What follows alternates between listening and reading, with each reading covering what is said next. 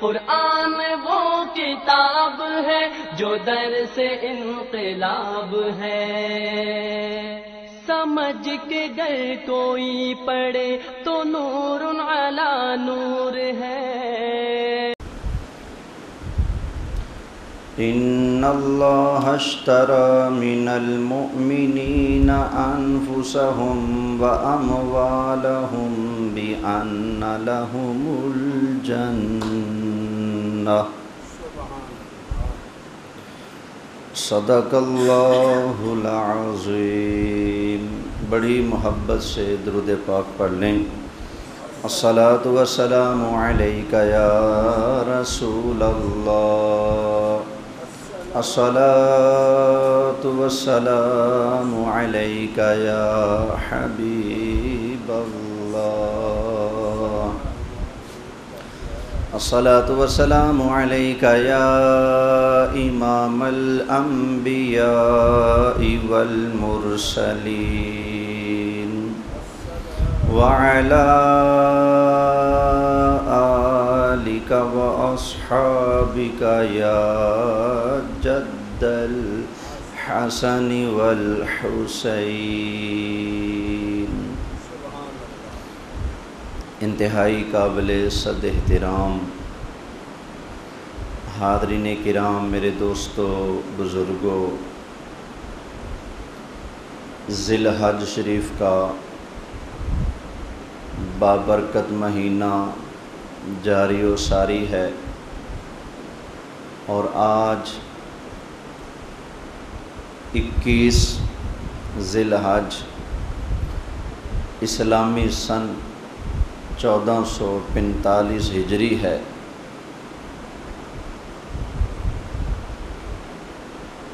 اس مہینے کی 18 تاریخ کو، 18 ذی الحج کو، نبی کریم صلی اللہ علیہ وآلہ وسلم کے دوہرے ڈبل داماد، امیر المؤمنین خلیفۃ المسلمین، جامع القرآن حضرت سیدنا عثمان غنی ذو النورین رضی اللہ تعالی عنہ کی مدینہ منورہ میں شہادت ہوئی۔ نبی کریم علیہ السلام سے کیونکہ آپ کا نسبت کا بڑا گہرا تعلق ہے، اور حضور علیہ السلام کے تیسرے جانشین ہیں، تیسرے خلیفہ ہیں، نبی کریم علیہ السلام کے داماد بھی ہیں، اسلام اور مسلمانوں پر آپ کے ہزاروں احسانات بھی ہیں۔ تو جو اچھی قومیں ہوتی ہیں وہ کبھی اپنے محسنوں کو فراموش نہیں کرتے، اپنے محسنوں کو بھلاتے نہیں، بلکہ اپنے محسنوں کے ہمیشہ احسان مند رہتے ہیں۔ تو اسلام پر، مسلمانوں پر حضرت سیدنا عثمان غنی رضی اللہ تعالی عنہ کے بڑے احسانات ہیں۔ اللہ کریم ان کو اپنی بارگاہ سے بہترین اور عظیم ترین جزائے خیر سے مالا مال فرمائے۔ حضرت عثمان غنی رضی اللہ تعالی عنہ نبی کریم صلی اللہ علیہ وآلہ وسلم کے سلسلہ نسب میں 5ویں نمبر پر جا کر ان کا نسب حضور علیہ السلام سے نسب سے ملتا ہے۔ کس نمبر پر جا کر لڑی ملتی ہے؟ 5ویں پر۔ حضرت عثمان غنی رضی اللہ تعالی عنہ کی نانی جان ہیں جن کا نام ہے ام حکیم البیضاء، ام حکیم البیضاء۔ یہ نبی کریم صلی اللہ علیہ وآلہ وسلم کی سگی پھپھی ہیں، حضرت عبداللہ کی سگی بہن ہیں اور حضرت عبد المطلب نبی پاک علیہ السلام کے دادا جان کی سگی بیٹی ہیں۔ تو یوں حضرت عثمان غنی کی نانی نبی کریم علیہ السلام کی سگی پھپھی ہیں۔ ایک یہ رشتہ ہے حضرت عثمان غنی کا نبی کریم صلی اللہ علیہ وآلہ وسلم کے ساتھ۔ دوسرا رشتہ نبی کریم علیہ السلام سے ان کا وہ ہے دامادی کا۔ حضرت عثمان غنی رضی اللہ تعالی عنہ شروع میں ہی ایمان لے آئے۔ حضرت ابوبکر صدیق پہلے ایمان لائے۔ ان کی کوششوں سے جو لوگ ایمان لائے ان میں ایک حضرت عثمان غنی بھی ہیں۔ تو نبی کریم علیہ السلام نے ابتدائی دور میں ہی حضرت عثمان غنی کے ساتھ اپنی دختر نیک اختر حضرت سیدہ رقیہ کا نکاح کر دیا۔ یوں حضرت عثمان غنی نبی کریم صلی اللہ علیہ وسلم کے داماد بن گئے۔ اسلام کے لیے جب پہلی ہجرت ہوئی، ہجرت حبشہ، حضرت عثمان غنی نبی کریم علیہ السلام کی اجازت سے حبشہ کی طرف ہجرت کر گئے، اور ان کی گھر والی محترمہ میرے آقا علیہ السلام کی پیاری شہزادی محترمہ حضرت رقیہ بھی ان کے ساتھ تھیں۔ اچھا، یمن ادھر حبشہ چلے گئے ہجرت کر کے۔ حبشہ سے جب کوئی قافلہ آتا تو نبی کریم علیہ السلام پوچھا کرتے تھے وہاں عثمان سے ملے، کیا حال تھا ان کا؟ حضور علیہ السلام پوچھا کرتے تھے۔ ایک مرتبہ مکہ کا ایک آدمی حبشہ سے سفر کر کے واپس جب مکہ پہنچا تو نبی کریم علیہ السلام نے پوچھا عثمان کا کیا حال ہے؟ عرض کی یا رسول اللہ عثمان بالکل ٹھیک ہیں، میں نے ان کو اس حال میں دیکھا تھا کہ وہ ڈاچی لے کر جا رہے تھے، ڈاچی کی مہاریں پکڑ کر حضرت عثمان غنی آگے جا رہے ہیں، اور آپ کی شہزادی محترمہ حضرت ام کلثوم کو حضرت عثمان غنی نے ڈاچی کے اوپر بٹھایا ہوا تھا۔ نبی کریم علیہ السلام نے یہ سنا تو بڑے خوش ہوئے اور حضرت عثمان غنی رضی اللہ تعالی عنہ کے لیے بڑی دعائیں کی۔ تو یہ حضرت عثمان غنی نبی کریم علیہ السلام کے بڑے قریبی تھے، بہت بڑے تاجر تھے، اسلام اور مسلمانوں کے لیے بڑی قربانیاں دیا کرتے تھے۔ جس کو دیکھتے کہ مظلوم ہے، پس رہا ہے، اس کی مدد کرتے، کافر سے خریدتے، اللہ کی رضا کے لیے آزاد کر دیا کرتے تھے۔ اچھا، کرتے کرتے ہجرت کا وقت آیا، جہاں دیگر صحابہ نے ہجرت کی تو حضرت عثمان غنی رضی اللہ تعالی عنہ نے بھی نبی کریم علیہ السلام کی اجازت سے ہجرت کی۔ ہجرت کر کے مدینہ منورہ میں آ گئے۔ پھر اسلام اور کفر کی جب پہلی جنگ ہوئی، باقاعدہ جنگ بدر، نبی کریم علیہ السلام کی شہزادی محترمہ حضرت رقیہ بیمار تھی۔ حضرت عثمان غنی نے عرض کی یا رسول اللہ میں جنگ کے اندر جانا چاہتا ہوں، مجھے اجازت عطا فرمائیے۔ فرمایا نہیں عثمان، تم جنگ بدر میں نہیں جاؤ گے، تم یہاں رہ کر میری بیٹی کی خدمت کرو، ان کا خیال رکھو، اللہ تمہیں گھر میں بیٹھے جنگ کا ثواب عطا فرما دے گا۔ اب حضرت عثمان غنی رضی اللہ تعالی عنہ گھر بیٹھ گئے تو نبی پاک علیہ السلام نے دعا مانگی، اے اللہ عثمان تیرے اور تیرے رسول کے کام میں مصروف ہے، تیری اور تیرے رسول کی حاجت میں وہ مصروف ہے، یا اللہ وہ جنگ کے اندر نہیں آ سکے لیکن جنگ کے غازیوں میں، مجاہدوں میں تو ان کو بھی شمار فرما۔ سرکار صلی اللہ علیہ وسلم کی یہ نوازش ہے کہ حضرت عثمان جنگ بدر میں شریک نہیں ہوئے لیکن نبی کریم علیہ السلام نے جنگ بدر کے مجاہدین میں حضرت عثمان غنی کا نام شامل فرمایا۔ اچھا، جنگ فتح ہوئی، مال غنیمت مسلمانوں کے ہاتھ میں آیا۔ اب جب نبی کریم علیہ السلام نے مال غنیمت تقسیم فرمایا تو اس کے اندر سے بھی نبی کریم علیہ السلام نے حضرت عثمان غنی کا حصہ مقرر فرمایا۔ اچھا، حضرت رقیہ حضور علیہ السلام کی بیٹی محترمہ علیل تھیں، صحت یاب نہ ہو سکیں، زندگی نے وفا نہ کی، ان کی وفات ہو گئی۔ حضرت عثمان غنی رضی اللہ تعالی عنہ نے ان کا جنازہ پڑھا، تدفین کی۔ جب نبی کریم علیہ السلام جنگ بدر فتح کر کے واپس مدینہ میں تشریف لائے تو حضرت عثمان غنی اور دیگر صحابہ حضرت رقیہ کی تدفین کر کے اپنے ہاتھوں سے مٹی اس طرح صاف کر رہے تھے۔ خیر، اس کے بعد حضرت عثمان غنی رضی اللہ تعالی عنہ بڑے پریشان رہنے لگے۔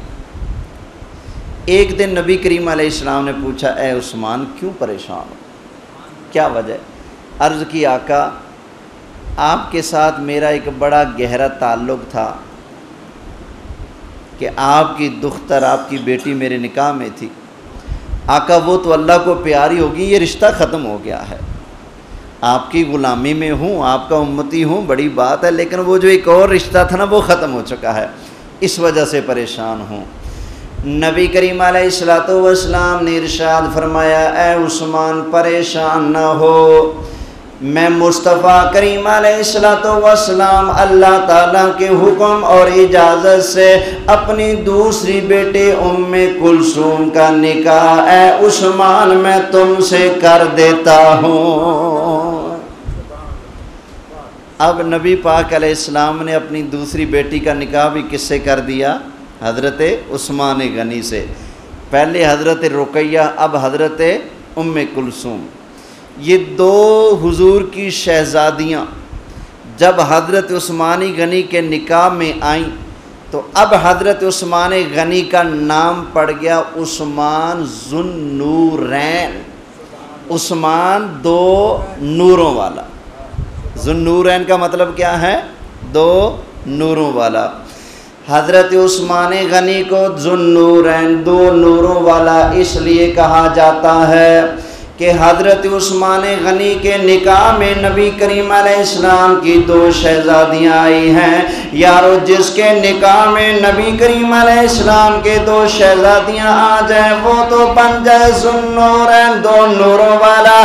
تو جس محبوب علیہ السلام کی گود میں وہ شہزادیاں آئی ہیں، اللہ کی قسم ہے وہ شہزادیاں بھی نور ہیں، اور نبی کریم علیہ السلام کو بھی اللہ نے نور بنایا ہے۔ جس کی شہزادیاں نور ہیں وہ خود مصطفیٰ نور کیوں نہیں ہوں گے؟ اللہ حضرت امام اہل سنت مولانا شاہ احمد رضا خان بریلوی رحمۃ اللہ تعالی علیہ وہ اس چیز کا ذکر کرتے ہیں، فرماتے ہیں کہ نور کی سرکار سے پایا دوشالہ نور کا۔ نور کی سرکار نبی پاک علیہ السلام، پایا دوشالہ نور کا، حضور کی دو صاحبزادیاں حضور سے اپنے نکاح میں لیں حضرت عثمان غنی نے۔ نور کی سرکار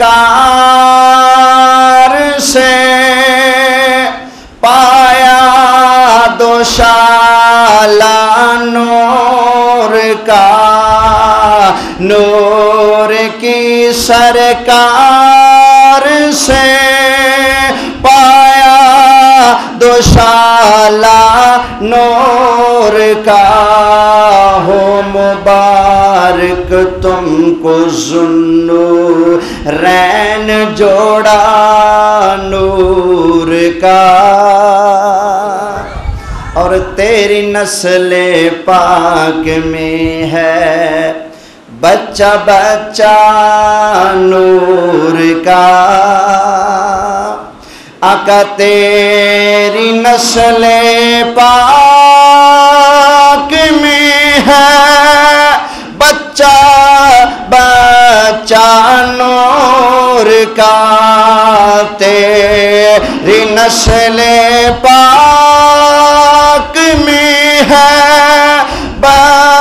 बच्चा नूर का तू है ऐन नूर तेरा, सब घराना नूर का तू है ऐन नूर तेरा, सब घराना नूर का।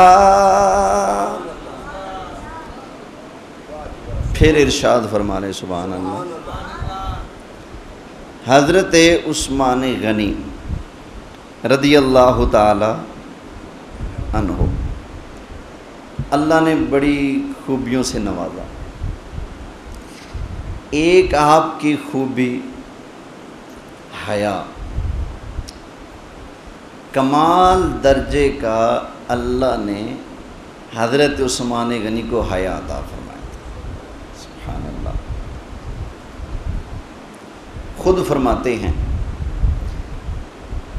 कि जब से मैंने अपना हाथ, ये सीधा हाथ, नबी पाक अलैहिस्सलाम के हाथ में दिया है, तब से मैंने ये हाथ अपने पर्दे वाली जगह पर नहीं लगाया। हमारे क्या होता है, खारिश होगी, सज्जा ला लो, खब्बा ला लो, जैसे मर्जी कर लो, हैं, यही है ना। लेकिन हज़रत उस्मान गनी क्या फरमाते हैं, जो हाथ जब से मुस्तफ़ा के हाथ में दिया है, अपनी पर्दे वाली जगह पर मैंने ये कभी हाथ कमाल हया। और फिर यही हज़रत उस्मान गनी इरशाद फरमाते हैं कि मैं कभी तन्हाई में बिल्कुल बंद जगह पर भी गुस्ल करने के लिए गया हूँ तो मैंने कभी अपने सारे जिस्म से कपड़े नहीं उतारे।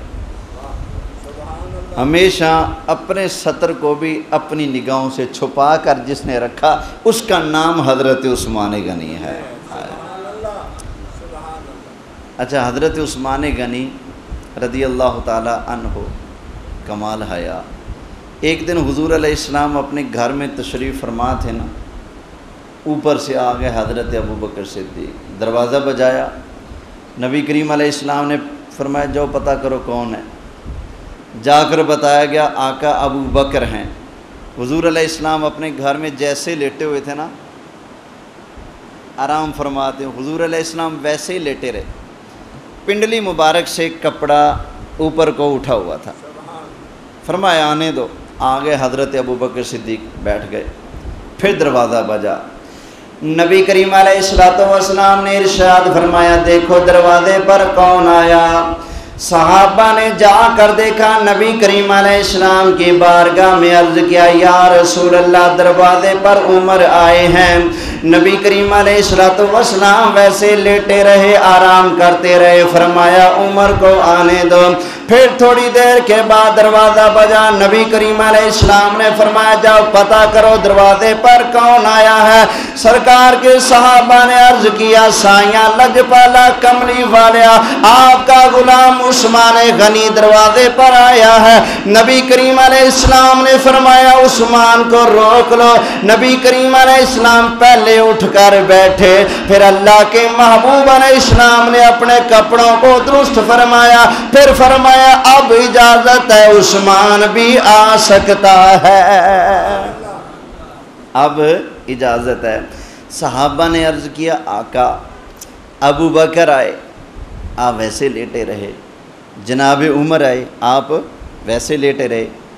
लेकिन जब उस्मान आए हैं तो आपने एहतमाम किया, उठकर बैठे हैं, अपनी पिंडली से कपड़ा भी दुरुस्त किया है, पिंडली को छुपाया है, फिर इजाज़त दी है। तो या रसूल अल्लाह उस्मान की इतनी रियायत क्यों आया है। नबी करीम अलैहिस्सलातु वस्सलाम से पूछा सवाल हज़रत आयशा सिद्दीक़ा ने, हुजूर की ज़ौजा मोहतरमा, मोमिनों की माँ हज़रत आयशा। नबी करीम अलैहिस्सलाम के बारगाह में मोमिनों की माँ ने सवाल किया या रसूल अल्लाह, मेरे अब्बा जान अबू बकर आए, आप वैसे तशरीफ़ फरमा रहे। जनाब उमर आया, वैसे तशरीफ फरमा रहे, उस्मान गनी आए तो आपने उठकर बैठकर अपने कपड़ों को दुरुस्त फरमाया, फिर इजाजत अता फरमाए। या रसूल अल्लाह, उस्मान गनी के लिए इतना एहतमाम क्यों फरमाया?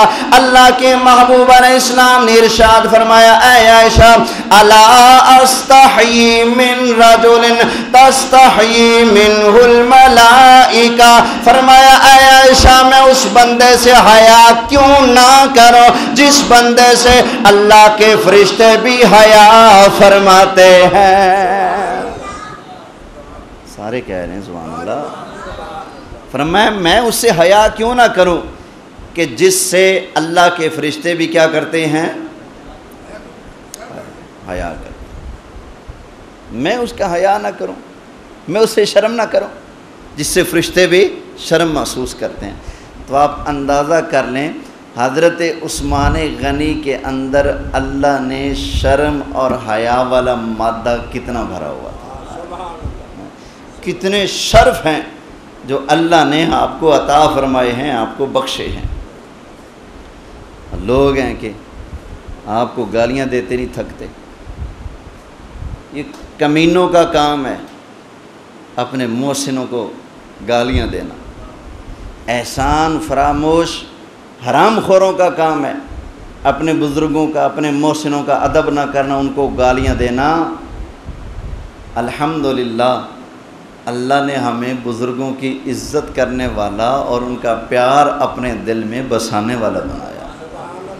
अल्हम्दुलिल्लाह हम नबी पाक अलैहिस्सलाम के सहाबा को भी सर माथे पर रखते हैं, नबी पाक अलैहिस्सलाम की अहले बैत पाक को भी अपने सर माथे का ताज बना कर रखते हैं। अहले सुन्नत का है बेड़ा पार अस्हाबे हुजूर, अहले सुन्नत का है बेड़ा पार अस्हाबे हुजूर, अहले सुन्नत का है बेड़ा पार अस्हाबे हुजूर, नज्म है और नाव है इतरत रसूलुल्लाह के। सुन्नियों का बेड़ा पार है, इसलिए कि जब बेड़ा जो है ना चलता है ना, किसी बंदे ने मंजिल पर पहुंचना है तो दो चीज़ें चाहिए, एक बेड़ा और एक उस बेड़े के अंदर बैठने वाले की रहनुमाई करने वाला। बेड़ा मिल जाए, रहनुमाई करने वाला कोई ना हो तो बेड़ा समंदर के अंदर ही घूमता रहेगा, उसको मंजिल नहीं मिलेगी, उसको किनारा नहीं मिलेगा। पार लगना है तो बेड़ा भी चाहिए और बेड़े के अंदर बैठने वाले की रहनुमाई करने वाला भी चाहिए। बेड़ा कौन सा है और रहनुमाई करने वाला कौन है? अल्लाह हज़रत फरमाते हैं अहले सुन्नत का है बेड़ा पार, अस्हाबे हुजूर नजम हैं और नाव है इतरत रसूलुल्लाह की। हुजूर की अहले बैत हमारे लिए कश्ती है और सहाबा सितारे हैं, सितारों के ज़रिए रास्ता मालूम होता है, रहनुमाई मालूम होती है। मतलब क्या? मतलब ये कि नबी पाक अलैहिस्सलाम की अहले बैत की मोहब्बत की कश्ती में बैठ जाओ, फिर हुजूर के सहाबा को सितारे मानकर उनसे हिदायत का रास्ता मालूम करो, इंशाअल्लाह बेड़ा पार लग जाएगा। अहले सुन्नत का है बेड़ा पार, असहाबे हुजूर नजम है और नाव है इतरत रसूलुल्लाह की। ये जो टब्बर है ना सहाबा को गालियाँ देने वाला, कहता है ना ना हज़रत उस्मान गनी रज़ी अल्लाह ताला अन्हो के निकाह में कोई नबी पाक अलैहिस्सलाम की बेटी नहीं थी। हम कहते हैं ये जो दो मुबारक शहज़ादियाँ हैं ये क्या हैं? अब ये देखना, बोग्ज़ होता है ना, बोग्ज़ जो गंद होता है उसका असर दूर दूर तक पहुँचता है। गंद जब उठता है तो बदबू भी कहाँ जाती है? दूर दूर जाती है ना। तो अब ये देखिएगा रिज़ल्ट क्या निकलने लगा। ہم کہتے ہیں حضرت عثمان غنی حضور کے دور داماد ہیں، کہتے ہیں نہیں، عثمان کے نکاح میں نبی پاک علیہ السلام کی کوئی بیٹی نہیں۔ ہم کہتے ہیں دیکھو حضرت رقیہ اور حضرت ام کلثوم کون ہیں؟ کہتے ہیں یہ تو حضور کی بیٹیاں ہے ہی نہیں، یہ حضور علیہ السلام۔ اچھا جی کون ہے پھر؟ کہتے ہیں یہ تو پچھلا گئے، یہ تو ام المومنین حضرت خدیجہ کے پاس پہلے سے یہ بیٹیاں تھیں پہلے شوہر سے، یہ نبی کریم علیہ السلام کی صاحبزادیاں نہیں ہیں۔ لو جی اب نتیجہ یہ نکلا کہ حضرت عثمان غنی کے بغض میں آ کر حضور کی شہزادیوں کا بھی انکار ہو رہا ہے۔ سمجھ آ گئی نا؟ حالانکہ اصول کافی کے اندر لکھا ہے، یار لوگوں کی کتاب ہے، کیا نبی پاک علیہ السلام ایک دن تشریف لائے تو حضرت عائشہ صدیقہ اور حضرت فاطمہ الزہرا ان دونوں کے مابین گفتگو ہو رہی تھی، تکرار ہو رہا تھا اور ذکر چل رہا تھا حضرت خدیجہ الکبریٰ کا۔ نبی پاک علیہ السلام تشریف لائے، فرمایا اے عائشہ چھوڑ، ایسا نہ کہا کرو، تمہیں نہیں پتہ اللہ نے خدیجہ سے مجھے بیٹیاں بھی عطا فرمائے ہیں، بیٹے بھی عطا فرمائے ہیں۔ فرمایا اے عائشہ اللہ نے خدیجہ سے مجھے زینب بھی دی ہے، رقیہ بھی ہے، ام کلثوم بھی دی ہے، فاطمہ بھی دی ہے، جناب عبداللہ اور جناب قاسم بھی۔ مصطفیٰ کریم علیہ السلام نے فرمایا اللہ نے مجھے خاتون جنت کی والدہ حضرت خدیجہ الکبریٰ سے عطا فرمائی ہیں۔ بھائی نبی پاک کا اپنا ارشاد ہے کہ اللہ نے مجھے 4 بیٹیاں اور 2 بیٹے اللہ نے مجھے خدیجہ الکبریٰ سے عطا فرمائے ہیں۔ یہ کس کا فرمان ہے؟ بولیں نبی پاک علیہ السلام کا۔ لیکن ستیہ ناس ہو اس بغض کا، بغض عثمان غنی سے ہے، ان کے بغض میں آ کر حضور علیہ السلام کی صاحبزادیوں کا انکار کیا جا رہا ہے۔ وجہ ہے میں ملتان امامت کرتا تھا، پڑھتا بھی تھا وہاں۔ ایک دن ہمارا قافلہ گیا ہوا تھا اڈا بن بوسن سے آگے، وہ دریائی علاقہ ہے ادھر، تو وہاں وہ نماز کی دعوت دینے کے لیے گئے نا، تو ایک گھر میں پہنچ گئے، نماز کے لیے آؤ، جو نے کہا ہاں ہاں ہاں ہاں ہم تو 3 والے ہیں، ہم تو نہیں آتے نماز کو۔ کہا پھر بھی آؤ تسی، نماز اللہ کا گھر ہے، مسجد میں آؤ تسی۔ انہوں نے کہا ایک شرط پہ آئیں گے نماز کے لیے۔ کیا؟ کہتے اپنا کوئی مولوی بلاؤ، وہ آ کر ہمیں یہ دلیل دے کہ نبی کی بیٹیاں 4 ہیں، کیونکہ ہم تو کہتے ہیں نبی کی بیٹی 1 ہے، تم کہتے ہو 4 ہیں، 4 بیٹیاں ثابت کر دو، ہمیں اپنے ساتھ لے جاؤ، بلا لو اپنا بندہ، کر لو مناظرہ۔ مجھے ان کا فون آیا، ایسے ایسے کچھ گاہک شاک ہیں تو آ جائیں گے آپ۔ میں نے کہا آپ 2-4 بندے اکٹھے کر لو اور اعلان کر دو، تو عشاء کی نماز کے بعد مسجد میں محفل ہوگی تو میں آ جاتا ہوں۔ انہوں نے کہا ٹھیک، اعلان کر دیا بھی عشاء کے بعد مسجد میں محفل ہوگی، تو 15-20 بندے اکٹھے ہو گئے۔ ان کو کہا جی بسم اللہ، اب آپ تشریف لائیں، آپ کی فرمائش پر ہم نے بندہ بلا لیا۔ اچھا میں چلا گیا وہاں۔ اچھا جب وہ اعلان ہوا نا کہ ملتان سے ایک بندہ آ رہا ہے، میرا نام لے کر اعلان کیا، شاید مجھے تو نہیں جانتے ہوں گے، لیکن جب اعلان ہوا ملتان سے بندہ آ رہا ہے، وہاں کھڑبلی مچ گئی، مارو پتہ نہیں کیا بنے گا کیا نہیں بنے گا، انہوں نے ملتان سے بندہ بلا لیا۔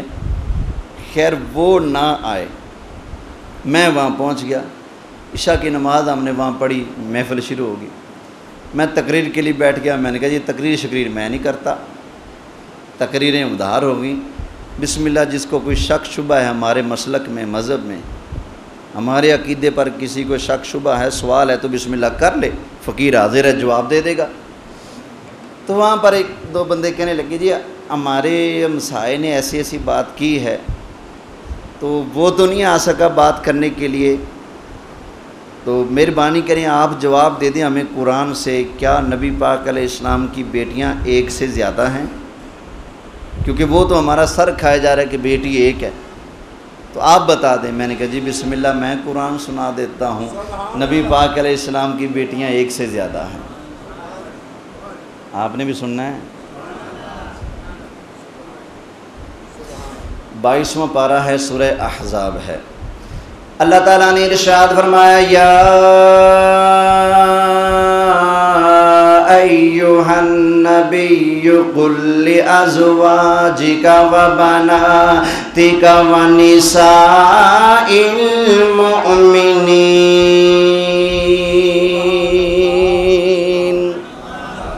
اللہ نے فرمایا اے محبوب آپ فرما دیں، آپ فرما دیں۔ کن سے فرمانا ہے؟ لِأَزْوَاجِكَ، اپنی بیویوں سے فرما دیں، وَبَنَاتِكَ، اپنی بیٹیوں سے فرما دیں، وَنِسَاءِ الْمُؤْمِنِينَ، مومنوں مسلمانوں کی عورتوں سے بھی ارشاد فرما دیں، یدنین علیہن من جلابیبہن، جب تم اپنے گھر سے نکلو اپنا دوپٹہ اپنے چہرے پر اوڑھ کر نقاب کر لیا کرو، بغیر پردے کے گھروں سے باہر نہیں جانا۔ میں نے کہا دیکھو اللہ کا قرآن ہے، اللہ فرماتا ہے مصطفیٰ پیارے اپنی بیٹیوں سے فرما دیں، اپنی بیویوں سے فرما دیں۔ پتہ چلا اللہ تعالیٰ نے نبی کریم علیہ السلام کو شہزادیاں جمع کی تعداد میں عطا فرمائی ہیں۔ ایک ہوتی تو فرمان ہوتا بنتی کا، دو ہوتی تو عرب فرماتا بنتئی کا، یہ ہے جمع، اور عربی میں جمع 3 سے شروع ہوتا ہے، سمجھ آئی نا؟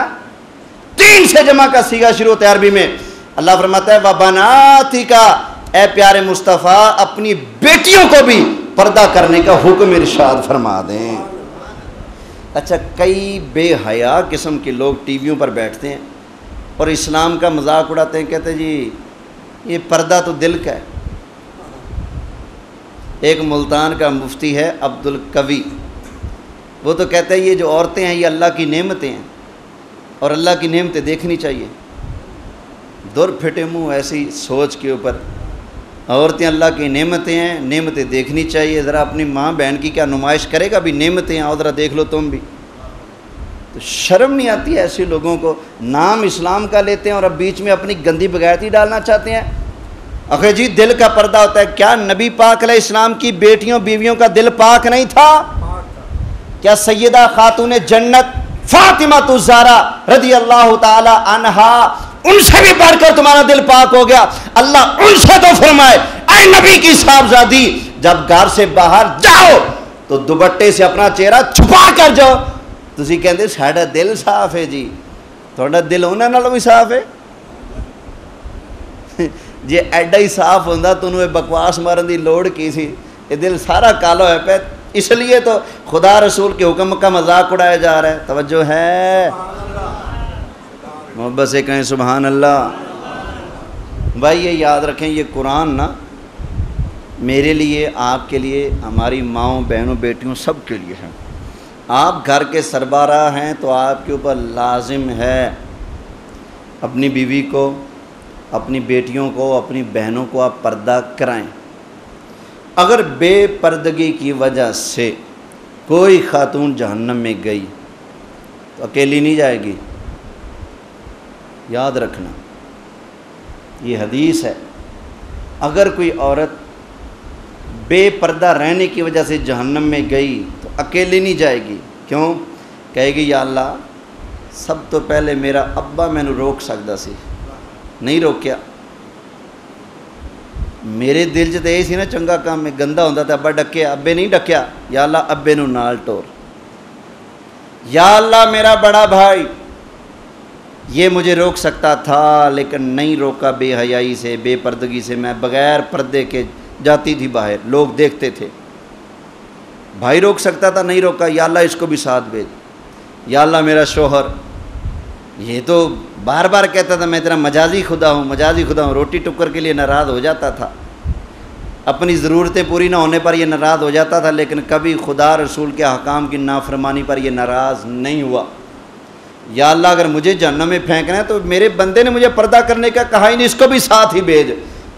عورت اس کو بھی لے کر جائے گی، پھر کہے گی یا اللہ مجھے اپنے بیٹے سے بڑا پیار تھا، میرا بیٹا منہ سے جو نکالے میں پوری کرتا تھا، کم از کم یہی مجھے کہہ دیتا کہ ماں یہ غلط ہے، ماں میں نے فلاں سے سنا ہے، فلاں جگہ پڑھا ہے، فلاں جگہ لوگ باتیں کر رہے تھے، کہیں سے کچھ سن گن کے ہی کم از کم اس کو بھی اللہ نے عقل دی تھی نہیں، یہی مجھے کہہ دیتا۔ دنیا جہان کی فرمائشیں مجھ سے لیٹے مار مار کے منوا لیتا تھا، نہیں یہ کر، نہیں وہ چاہیے، نہیں وہ چاہیے، ہر بات اس کو منوانی آتی تھی، اپنی ماں کو پردے کا کہنا اس کو نہیں آتا تھا۔ یا اللہ اگر مجھے جہنم میں پھینکنا تو ان کو بھی ساتھ بھیج۔ سمجھ آئی نا؟ یہ یاد رکھیں، یہ خدا رسول کے احکام ہے، ان کا مذاق نہیں اڑانا۔ مت ایسے لوگوں کی باتوں میں وہ کہتے ہیں ٹھیک ہے بس پراواں ور گئے، پرا بنے ہیں، فلانا بندہ ہمارے گھر آ رہا ہے بغیر روک ٹوک کے، کیوں جی بھرا بنے ہیں۔ انج بھرا بننے نال کوئی بھرا نہیں بنتا، سمجھ آ گئی نا؟ کئی مولوی، اب میں کدھا رونا رواں ہیں، کئی پیر کئی مولوی وہ جی وہ تو ساڑی اینی عزت کرتے نے، کوئی پردہ ہی کو نہیں ساڑھے تو، یہ مطلب وڈا لوسی تو چھوٹا لوسی ہو، تو بغیر پردے ٹھکیا کھڑا ہے، یہ بھی شریعت کے خلاف۔ وہ بغیر پردہ کیے تمہیں گھر بلا رہے، یہ بھی شریعت کا مذاق ہے، اور اس پر فخر کرتے ہیں جی کوئی پردہ نہیں، جی کیوں پردہ نہیں؟ جناب محمد مصطفیٰ کی بیٹیاں پردہ کریں ہیں، سیدہ فاطمہ تو زہرا تو پردہ کریں، وہ تو کہیں جی میرا جنازہ بھی رات کو اٹھے غیر مرد میرے جنازے کو بھی نہ دیکھ سکے۔ سمجھ آئی نا؟ میرا جنازہ لے کر جائیں گے، ٹھیک ہے میرے جسم کے اوپر کفن ہوگا، لیکن جب بندہ لیٹا پڑا ہو، دور سے کوئی اس کو دیکھے تو اس کو اندازہ ہو جاتا ہے قد اتنا ہے، موٹاپا جسم کا کتنا ہے، دبلا جسم ہے، بھارا جسم ہے، کیا ہے۔ بندہ یہاں لیٹ جائے چادر لے کر تو دیکھ کر اندازہ ہوگا نا۔ فرماتی ہیں بے شک کفن ہوگا، جسم تو چھپا ہوگا، لیکن دیکھنے والے کی نظر پڑے اس کو میرے جسم کا اندازہ نہ ہو جائے، قد کاٹ کا، میرا جسم ہلکا ہے بھارا ہے، کسی کو اندازہ نہ ہو جائے، میں اس وجہ سے پریشان رہتی ہوں۔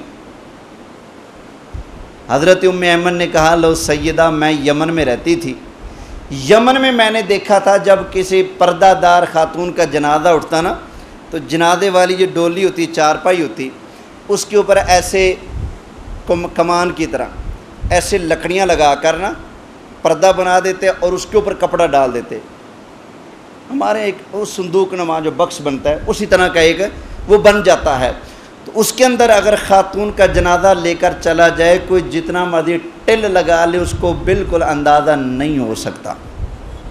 حضرت خاتون جنت نے کہا اللہ ام ایمن اللہ تجھے خوش رکھے، تو نے تو میری پریشانی کو دور فرما دیا ہے۔ اے سیدہ فاطمہ زہرا محمد مصطفیٰ صلی اللہ علیہ وسلم کی صاحبزادی محترمہ تو پردے کا اتنا احترام کریں، اتنا خیال کریں ہیں، اور آج لوگ کہیں جی پردہ دل کا ہے، اور جو اتنا پردے کا اہتمام کرنے والی ہوتی ہے نا اللہ پھر ان کے پردے کی لاج بھی رکھتا ہے۔ ایک روایت ہے اگرچہ ضعیف ہے لیکن ایک روایت ہے کیا کہ ایک دن سیدہ خاتون جنت سوئی ہوئی تھی تو دوپٹے سے نا سر کا ایک بال باہر آ گیا، سورج نہیں چڑھا، سورج نہیں چڑھا جب تک انہوں نے اپنے اس بال کو دوپٹے میں چھپا۔ اور ساری مخلوق ایسا کرو اپنے سر اور اپنی نظریں جھکا لو، محمد مصطفیٰ کی شہزادی جنت میں جا رہی ہے۔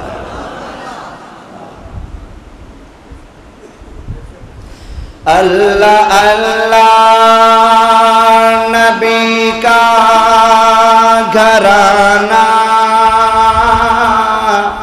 یہ گھرانہ وراء الورا ہے۔ اللہ اللہ نبی کا گھرانہ، یہ گھرانہ وراء الورا ہے، اس میں حسنین ہے، فاطمہ ہے، اس میں مولا مشکل کشا ہے، اللہ اللہ نبی کا گھرانہ، یہ گھرانہ وراء الورا ہے، اس میں حسنین ہے، فاطمہ ہے، اس میں مولا مشکل کشا ہے۔ کیا شان ہے میرے مصطفیٰ کے گھرانے کی، توجہ ہے نا، محبت سے سبحان اللہ کہہ لیجیے۔ اچھا خیر، بات یہ چل رہی تھی اللہ کے محبوب علیہ السلام کی بیٹیاں کتنی ہیں؟ بولیں، چار۔ ہمارے معاشرے میں جس کی ایک بیٹی ہو دوسری ہونے والی تو لوگ کہتے ہیں ہن بھی بیٹی ہے، بیٹی۔ جس کی دو بیٹیاں پیدا ہو جائیں، تین بیٹیاں پیدا ہو جائیں، کئی تو کم بخت لوگ ایسے ہیں، اوہ سایہ پڑ جائے گا، ہمارے گھر بچہ ہونے والا ہے، یہ خاتون آ گئی تو سایہ پڑ جائے گا، ساڑیوں میں تیاں نہ جمن لگ پڑیں۔ اور میرے دوست، اگر بیٹی اتنی بری ہوتی تو اللہ مصطفیٰ کی گود میں چار بیٹیاں نہ ڈالتا۔ اللہ نے حضور کی گود میں چار بیٹیاں ڈال کر ان کو جوانی تک پہنچایا، صاحب اولاد بھی بنایا، ان کے رشتے بھی ہوئے، سب کچھ ہوئے، بیٹے دیے بچپن میں واپس ہو گئے۔ اللہ نے بتا دیا کہ اگر بیٹیاں گھر میں آنا عیب ہوتا تو مصطفیٰ کے گھر نہ آتی، اس لیے کہ ساری کائنات والوں میں عیب ہو سکتا ہے، اللہ نے مصطفیٰ کے گھر میں کوئی عیب نہیں رکھا ہے۔ سب سے اعلیٰ اعلیٰ، سب سے بالا والا ہمارا، اور سارے اونچوں سے اونچا سمجھئے جیسے ہے اس اونچے سے اونچا ہمارا،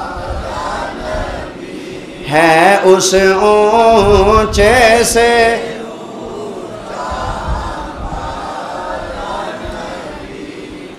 اللہ نے حضور کو چار صاحبزادیاں دی، میرے مصطفیٰ نے خود فرمایا میری بیٹیاں چار ہیں۔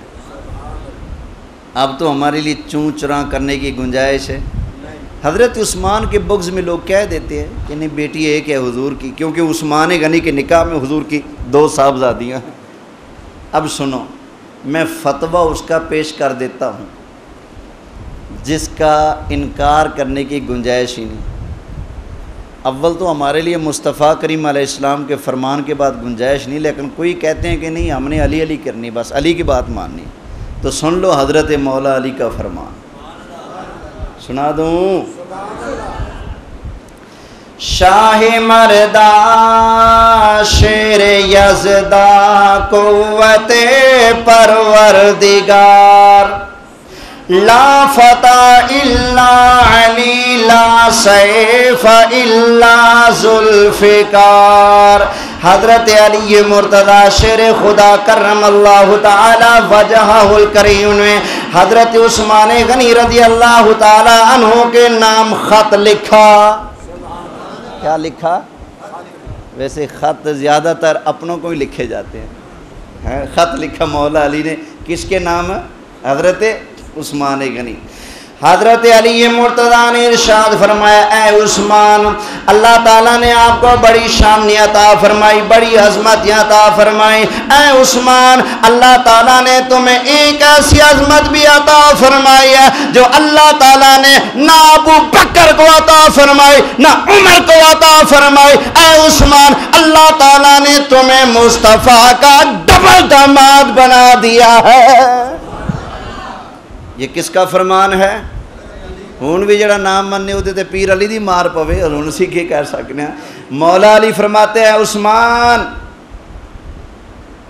مبارک ہو، اللہ نے تمہیں یہ ٹور عطا فرمائی کہ تم مصطفیٰ کریم علیہ السلام کے دوہرے داماد ہو۔ حضرت حضرت رقیہ بنت محمد، حضرت ام کلثوم بنت محمد، یہ میرے مصطفیٰ کی دونوں بیٹیاں، ان کا نکاح حضرت عثمان غنی کے ساتھ نبی پاک علیہ السلام نے خود پڑھایا ہے۔ یہ 18 ذی الحج کو حضرت عثمان غنی کی شہادت تھی، اس مناسبت سے آپ کا ذکر خیر ہوا، بیچ میں حضور علیہ السلام کی مبارک اہل بیت پاک کا ذکر بھی ہو گیا، اور یکم محرم الحرام کو نبی کریم علیہ السلام کے دوسرے خلیفہ امیر المومنین حضرت عمر فاروق رضی اللہ تعالی عنہ کی شہادت ہے۔ انشاءاللہ تعالی زندہ رہے تو اگلے جمعے آپ کا ذکر ہوگا، اور پھر آگے محرم الحرام آ رہا ہے، تو اس میں تو پھر سید الشہداء حضرت سیدنا امام حسین رضی اللہ تعالی عنہ اور آپ کے جانثار ساتھیوں کی شہادت ہے۔ انشاءاللہ تعالی پھر اس کے بعد پورا مہینہ ان کا ذکر خیر ہوگا۔ اللہ تعالی ان پاک اصحاب اور پاک اہل بیت پاک کے صدقے ہم سب کی بخش فرمائے، آمین بجاہ النبی الامین صلی اللہ علیہ وآلہ وسلم۔